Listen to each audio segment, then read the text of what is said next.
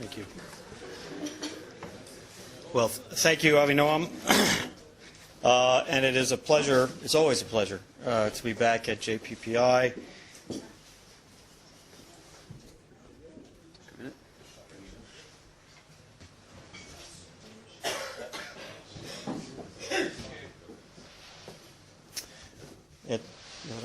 It's always a pleasure to be back at JPPI and in the company of such good friends, and particularly on the occasion of a speech by someone who has spent so many years working at the highest levels of government and on the most important issues of the day, a true friend of Israel, and I refer, of course, to the State of the Union by President Obama, which in a few hours from now. But also to be here on the occasion of the return of my good friend and dear colleague, Dennis Ross, and to welcome him back to Israel since the completion of his most recent government service.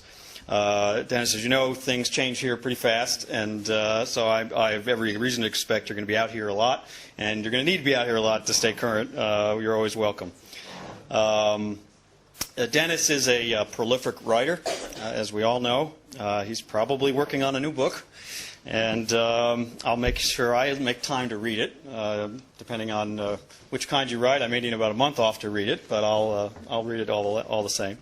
And I'm sure we're going to agree on a lot of what he's going to say tonight, as well as what he's going to write.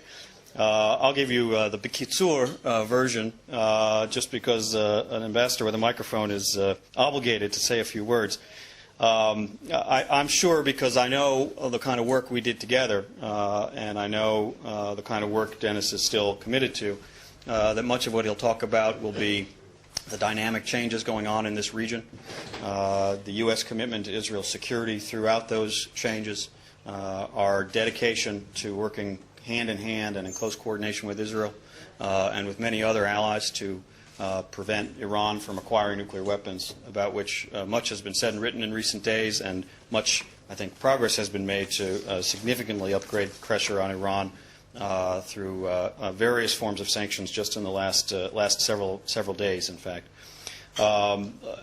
Our commitment to stand with Israel and navigate the uncharted waters of the transitions in the Arab world, staying true to principles that define both our democracies, our support for freedom of speech and association and assembly, our support for transparent governments that are responsive to the legitimate demands of their people, and of course our insistence on responsible international behavior and the upholding of solemn treaty commitments, such as the treaty between Egypt and Israel.